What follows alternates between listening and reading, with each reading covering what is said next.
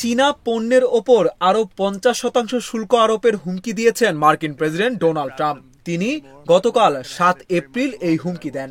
এই সময় ট্রাম্প বলেন, চীন যদি আমেরিকার ওপর আরোপ করা পাল্টা শুল্ক 8 এপ্রিলের মধ্যে না কমায়, তাহলে তাদের ওপর আরো 50% শুল্ক আরোপ করা হবে। হোয়াইট হাউস থেকে জানানো হয়, এই সিদ্ধান্ত কার্যকর হলে চীনা পণ্যের ওপর মোট 104% শুল্ক আরোপ থাকবে।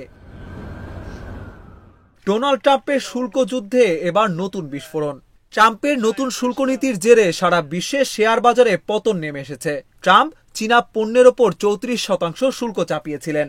পাল্টা চীনও ইটের বদলে পাটকেল হিসেবে 34% শুল্ক চাপায়। এই ঘটনায় আবার চীনকে কড়া হুঁশিয়ারি দিলেন আমেরিকার প্রেসিডেন্ট। 7 এপ্রিল তিনি ট্রুথ সোশ্যালে লিখেছেন, চীনকে মঙ্গলবারের মধ্যে ওই সিদ্ধান্ত প্রত্যাহার করতে হবে, তা না হলে আরো 50% শুল্ক চাপানো হবে চীনের পণ্যে। শুধু তাই নয়, চীনের সঙ্গে সব মিটিং বাতিল করা হবে। এক কথায় চীন থেকে সরে যাবে আমেরিকা। চীন আগেই ঘোষণা করেছিল আমেরিকার পণ্যের ওপর 34% অতিরিক্ত শুল্ক চাপানো হবে 10 এপ্রিল থেকে। তার আগেই ট্রাম্পের এই হুঁশিয়ারি। ফলে বিশ্বের দুই বড় অর্থনীতির মধ্যে বাণিজ্য যুদ্ধ তীব্র আকার ধারণ করতে চলেছে।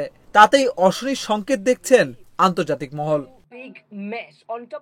উল্লেখ্য, গত 5 এপ্রিল চীন, ভারত সহ বিশ্বের বিভিন্ন দেশের ওপর রেসিপ্রোকাল ট্যারিফ বা পাল্টা শুল্কের নামে আমেরিকা প্রচুর কর চাপায়, যে ঘটনায় অনেক দেশই সরাসরি ট্রাম্পের এই একগুঁয়ে আচরণের প্রতিবাদ করেছে। এমনকি আমেরিকার মধ্যেই ট্রাম্পের বিরুদ্ধে বিক্ষোভ হয়েছে।